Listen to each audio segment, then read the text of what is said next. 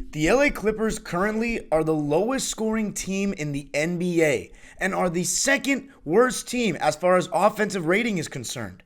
Why, with all the talent that the Clippers have they started out the season so poor offensively?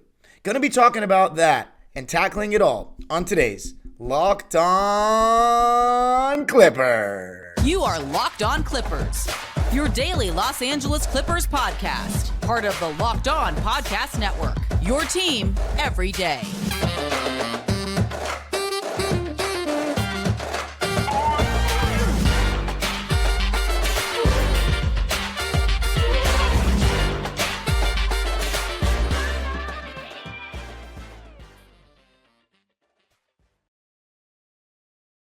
Yes, sir. You are locking in with the Clips. Thank you for making Locked On Clippers the first listen of your day, your team every day. I'm your host, Darian Vaziri. You can find me on Twitter and Instagram at DimeDropperPod. And, of course, subscribe to my own YouTube channel known as Dime Dropper for more Clipper content, which resumes this weekend. Starting with my vlog, I'm going to be going to the Hornets game on Wednesday night, and I'm going to be filming, just my typical vlog. By the way, this episode is brought to you by BetterHelp.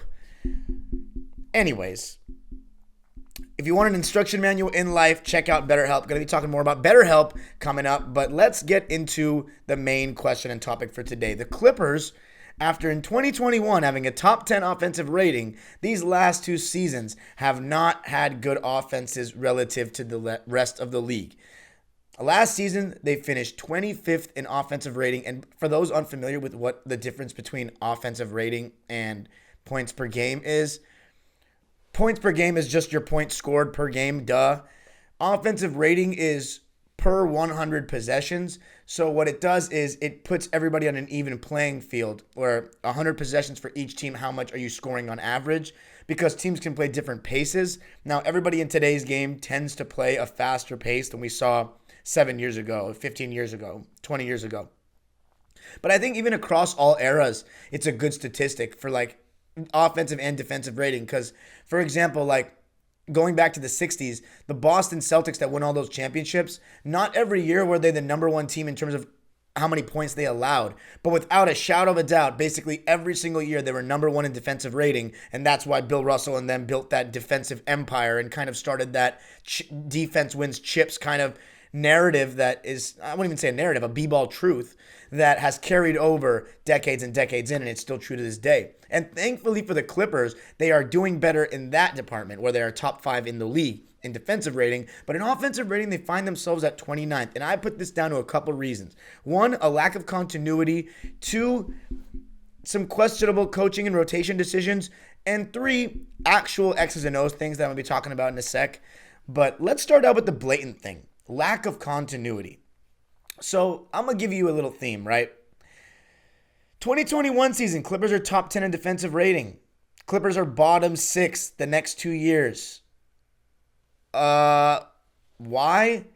I think there's one easy way to start, and it's called Kawhi Leonard is not always on the court. Kawhi Leonard didn't play last season. Clippers finished 25th in offensive rating. Kawhi Leonard is slowly starting to get back into the swing of things this season. But when you look at the first 10 games that the Clippers played this season, only one of them did they score over 111 points. Why that number? Just the number I chose, but a number they couldn't seem to break really in the first 10 games except for one time.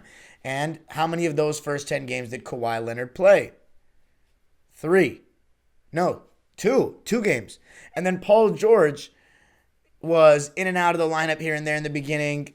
He missed a game against OKC. I'm sorry, he wasn't in and out of the lineup. He played besides that OKC game, but he was inconsistent shooting the ball. He had real offensive struggles to start the year. Like in that game against New Orleans, it really seemed like it had hit a peak that PG was just really struggling.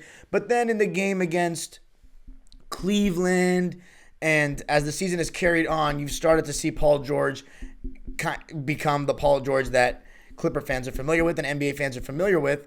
But overall, I think it's safe to say that the Clippers have been underwhelming on offense. And I think the start is just the Clippers have had no continuity. Constant injuries. It's not easy to build any offensive rhythm and chemistry when you constantly have different players playing. And not even just different players playing in the game, different players on the court together. I mean, I've talked about it so many times in these podcasts.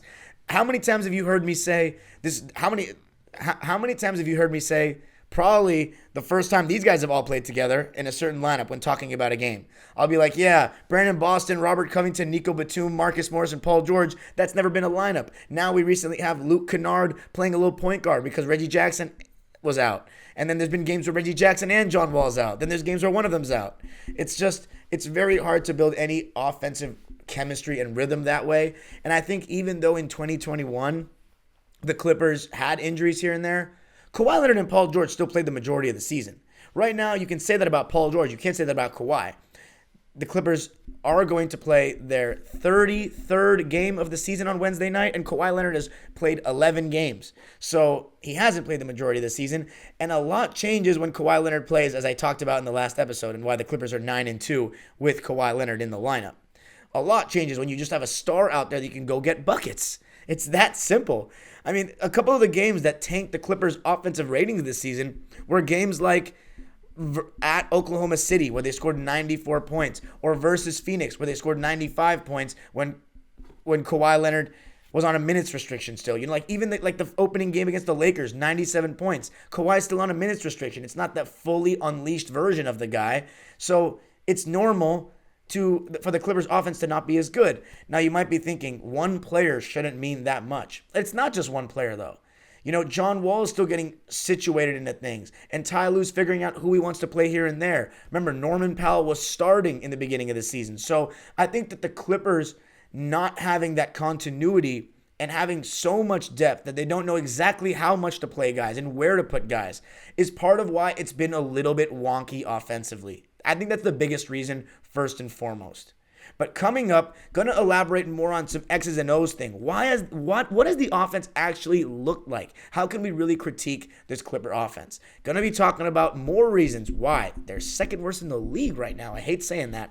Coming up. Today's episode is brought to you by BetterHelp.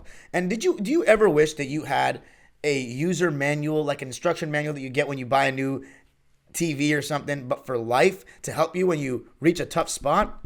Unfortunately, life doesn't come with a user manual, so when it's not working for you, it's normal to feel stuck, and navigating any of life's challenges can make you feel unsure. Therapists are trained to help you figure out the cause of challenging emotions and learn productive coping skills, which makes therapy the closest thing to a guided tour of the complex engine called you. BetterHelp has connected over 3 million people with licensed therapists. It's convenient and accessible anywhere, 100% online. You know, it's really tough to admit sometimes when you need to talk to somebody, and a lot of people, especially males, young males, I don't know, I wouldn't even say young, but males in general, men are not supposed to share emotions and seek help and all that. I feel like it's discouraged, and for any women and men, but especially men. And sometimes you just got to admit that you need to talk to someone and you have problems. Whether you're not... As the world's largest therapy service, BetterHelp has matched 3 million people with professionally licensed and vetted therapists, available 100% online. Plus, it's affordable. Just fill out a brief questionnaire to match with a therapist. If things aren't clicking, you can easily switch to a new therapist anytime. It couldn't be simpler. No waiting rooms, no traffic, no endless searching for the right therapist. Learn more and save 10% off your first month at betterhelp.com/LockedOnNBA. That's BetterHelp, HELP.com/LockedOnNBA. Thank you for making Locked On Clippers your first listen every day. Make sure to check out Locked On Sports Today, the biggest stories around the sports world in 20 minutes or less, plus instant reactions, game recaps, and Locked On's Take of the Day. Locked On Sports Today, available on YouTube and wherever you get your podcasts. So, the Clippers. Let's talk about their offense, right?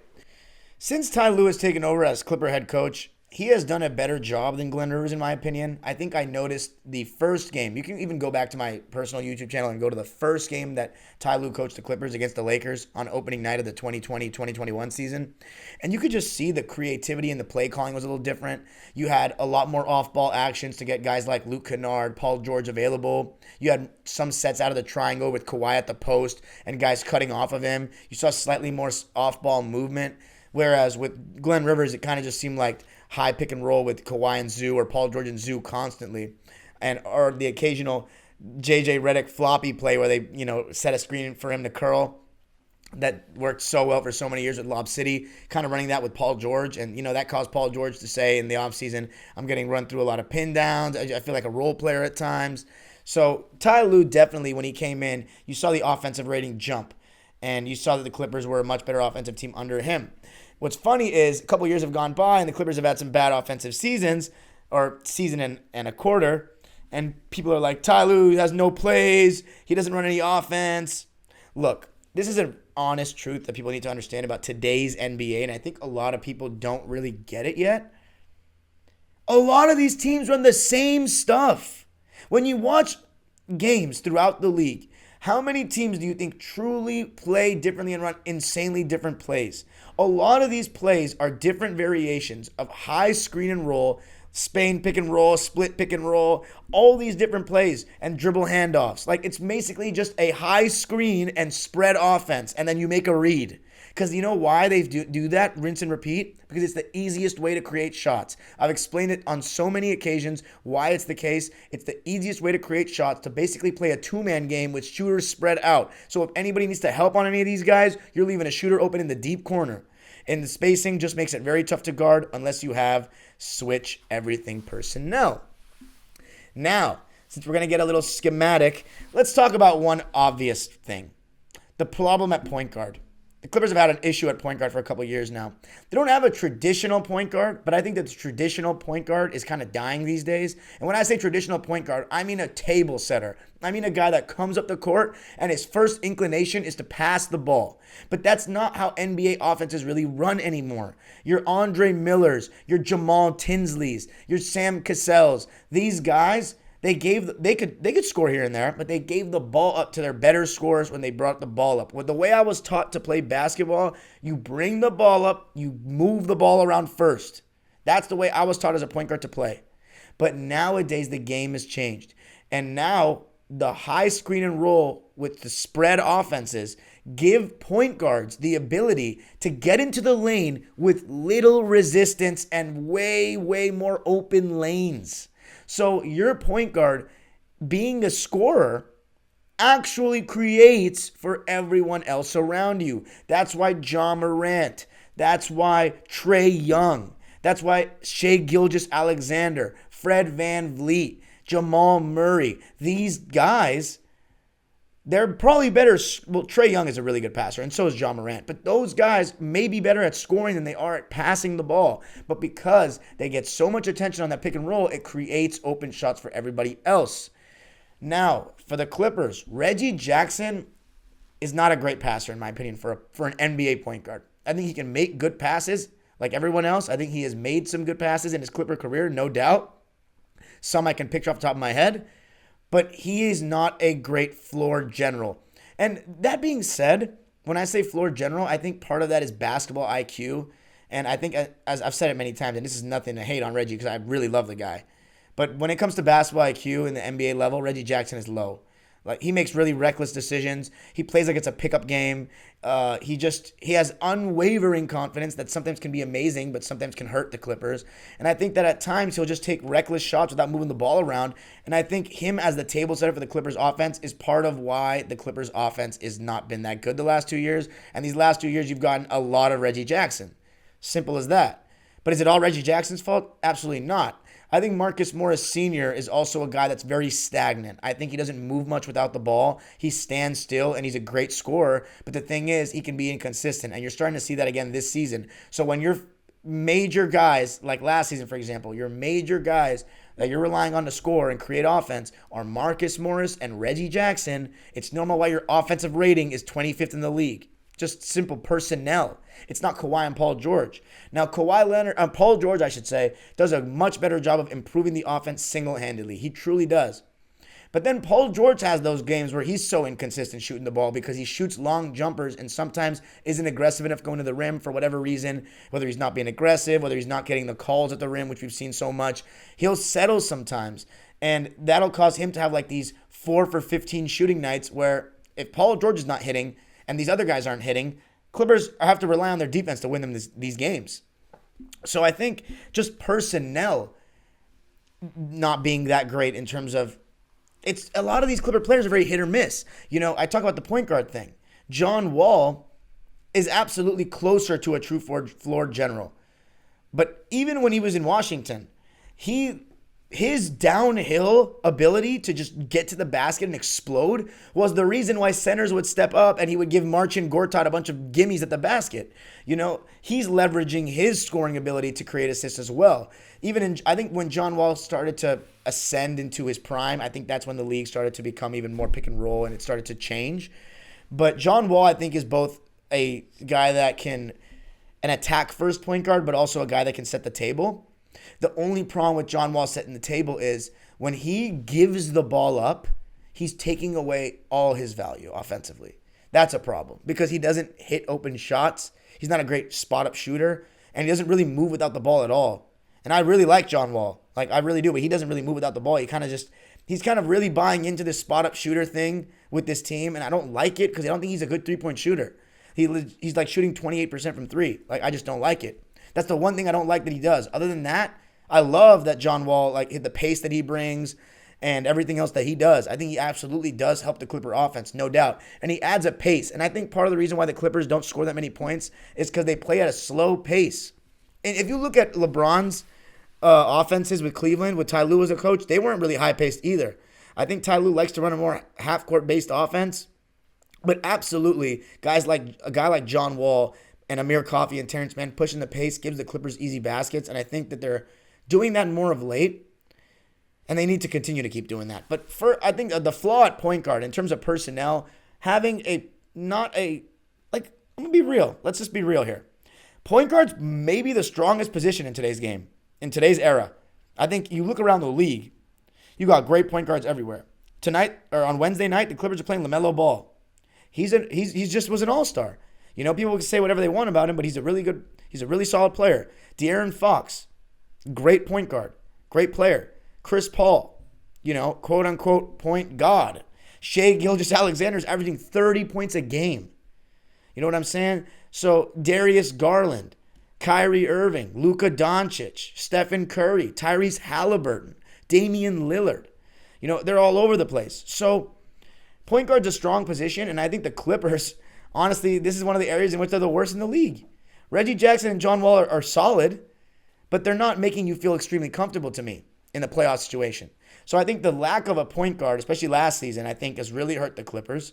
I think they have a lot of role players that are kind of carrying them all the time, and role players are exactly that, role players. So if their shots are not falling, sometimes their shots are just not going to fall. They're not fully consistent. So if you're relying on role players, your offense will probably be in the bottom 10 in the league. You know what I'm saying? That's just how it's going to be. Paul George played, 31 games in the 2022 last season. And the offense definitely looked better when he was on the court. But it's tough. I mean, who's his second best scorer? Marcus Morris? Reggie? It's not like he didn't have Norman Powell towards the end. And I think Norman Powell absolutely helps the Clippers in this department, scoring the basketball. The Clippers need him back because he's instant offense. He's instant buckets.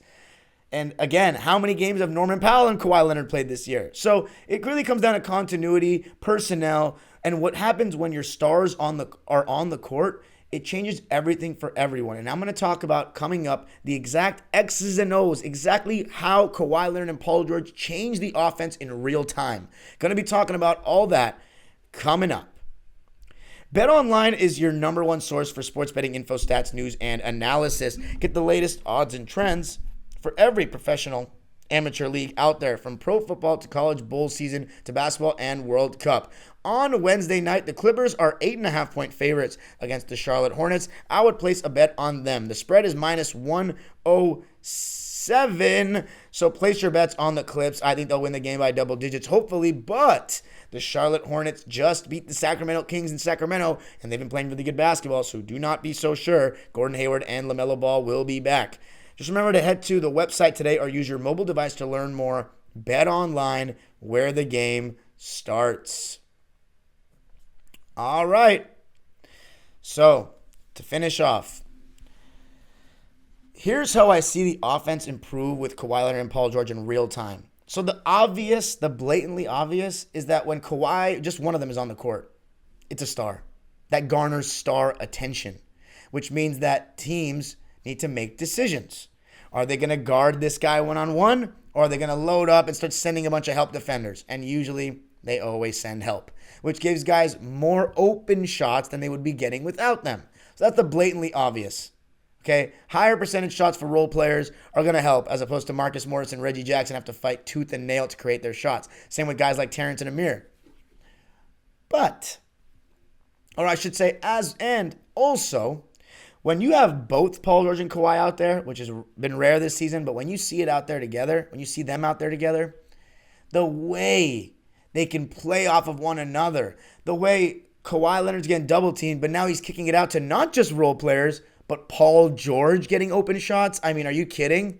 That's an extreme luxury to have two stars like that, where, oh, Paul George is getting double teamed in the mid post. Let's swing it to Kawhi. Now a defender's closing out hard on Kawhi. He can take him off the dribble, and now your whole defense is just screwed. You have to collapse, all these different things. They're in rotation. So just having the star presences out there give everybody open shots. And I'm going to give you a huge reason why the Clippers offense wasn't doing great. When teams would switch everything on the Clippers bench, they didn't know where to go. When the Clippers would go small, it would be isolation basketball, which that's the whole point of switching everything, to make people go isolation because they're not gaining an advantage in that pick and roll I just talked about. Well, and that's when the more casual fan will say, they're just doing iso ball. They're not running any plays. Guys, the play was a screen. You know, these plays are not that convoluted, or complex, as you think. You know what I'm saying? What you see is what you get. You know, it's a little bit more complex than I'm making it sound right now. The screens, where people are setting the screens, who they want involved in the actions, this and that. But again, I'm going to keep saying it. Most of these NBA sets revolve around a high screen, whether on the ball or off of it, and then playing and making reads off of that. That's a lot of the NBA offenses today. Teams are not running the triangle. Teams aren't throwing it into the post and moving off of that like they did back in the 60s and 70s and 80s. It's a different game now. It's mostly pick and roll. And being able to navigate that is a luxury. So when you have Kawhi Leonard and Paul George, they're much bigger pick and roll threats because, one, you cannot go under the screen with them at all, period. You go over the screen, that gives Paul George and Kawhi Leonard the downhill ability to get all the way to the paint. Big man steps up, lob to Zoo. If it's a pick and pop situation and they throw two at Paul George or Kawhi, pick and pop, throw the ball to Marcus Morris, whoever was setting that screen for a three. But a lot of times it's more pick and roll with Zoo. And you have to make your decisions. And if you take away the ball handler and Zoo, you're leaving one of the shooters open. So Paul George and Kawhi Leonard are more than capable of making those reads. They're also 6'7 plus, so they can see over the top of defenses better than a Reggie and a John Wall can. But I do think that John Wall is the best pick and roll player on the Clippers. I do. He was a maestro in Washington, and he still has those abilities, and he still has the passing. That doesn't leave. But overall, the biggest reasons, when teams switched everything on the Clippers, they would force them to go isolation. When teams switch everything, that means you are losing that advantage and you have to play one-on-one. That's when you target the weakest defender on the other team, and I think at times the Clippers were not doing that. They weren't doing a good enough job of taking whoever the Clippers' best scorer was and putting the worst defender on the other team in the action, so then he switches on to the Clippers' best offensive player in that lineup and then going at them. But now, when Kawhi Leonard is on the court and teams are trying to combat the Clippers small ball with their own small ball and switching everything, now we have a mid-post back-to-basket bully. And this is one of my biggest pet peeves about today's NBA is the only reason why teams can really switch everything and go switch 1 to 5, quote unquote, is because the 5-man these days is not posting up and punishing these little dudes. I was, at the same time as I was overjoyed with what was going on in Game 6 of the 2021 second round, we beat Utah, the famous, as I've alluded to on many occasions, the curse breaker game. The most appalling thing is that Rudy Gobert couldn't post up Reggie Jackson or Batum. It was insane to me. You don't see that in the 2000s. You didn't grow up seeing that. You know what I mean? Even though I'm telling you right now, I don't even mean to sound funny here, but you put Nicholas Batum on prime Chris Kaman, he's not guarding him. Are you kidding? He's going to get jump hooked to death. Just the post game is a lost art to me. But Kawhi Leonard, why I love it, having him so much, is because as I said in the last episode, he makes these dudes look silly. He'll put them in the post, turn around, right shoulder, boom. Turn around, left shoulder, boom. Oh, you're playing me too aggressively? I'm just going to spin and dunk. he takes advantage of these little wings or guards getting switched onto him. You can switch a little guard onto Norman Powell. You can switch him on to Terrence Mann or Amir Coffey. Nicholas Batum will get a point guard switched onto him and doesn't know what to do with it because he's not a really create my own shot kind of guy. When you have Kawhi Leonard out there, it changes everything. And when Paul George is out there, he needs to also go back to basket more because when he, as I said, mid-post Paul George just turns over the top of guys like it's nothing. It's so pretty. So you're going to see the offensive rating increase with more Kawhi Leonard. I promise. And I think two guys that really are going to help are Luke Kennard and Norman Powell staying healthy. I think if those two can stay healthy, you're going to see more shot making. You're going to see the offensive points per game increase, the offensive rating increase. I don't think the Clippers will be bottom 5 by season's end. I truly don't. Will they be top 10 in both offensive and defensive ratings like some projected? Probably not. But if we can be top 15 in both, top 5 in defense, and then top 15 in offense by season's end, that's fine because the thing is these 30 games are just going to go into the overall average, but that's not how the Clippers are going to look going into the playoffs because, knock on wood, everyone's going to be healthy during the playoffs. It's not going to be taking sample sizes without Kawhi and with guys missing extended time. But speaking of that, I think that's another thing that the Clippers got to sort out. I think Ty Lue needs to figure out what his rotation is going to be, but it's very hard to do that when guys are constantly out. So again, it all comes down to health in the end. Every single thing just really comes down to health in the end. So the Clippers, no report so far about what their health is going to be on Wednesday night. Still questionable are Ivica Zubac, Norman Powell, Reggie Jackson, and Paul George. Hopefully we get one or a couple of those guys back. But the great thing is Kawhi Leonard will be suiting up, and I will be in attendance watching it. And I'm excited to see Kawhi for the second time this season. Just a pleasure when he's on the court wearing that Clipper uniform. Don't take it for granted, Clipper Nation. And don't take this podcast for granted because we're the only 5-day-a-week Clipper podcast. Remember to subscribe to Locked On Clippers and answer today's pinned question. What do you think is the biggest reason the Clippers offense has been so poor this season relative to the rest of the league? You let me know. Just remember to listen to Locked On Sports today for your second listen. Peter Bukowski brings you the biggest stories from around the sports world in 20 minutes. Get the analysis and opinions before anyone else with our local and national experts and insiders. Locked On Sports Today podcast available on YouTube and wherever you get your podcasts. And of course, remember to subscribe to Locked On Clippers. You can follow me on Twitter and Instagram at DimeDropperPod. And of course, subscribe to my own YouTube channel, Dime Dropper. I'll be doing a vlog for the Charlotte Hornets game released on Thursday. Remember the age-old proverb, go Clippers. Hopefully, they make it 19-14 and get 2 wins in a row.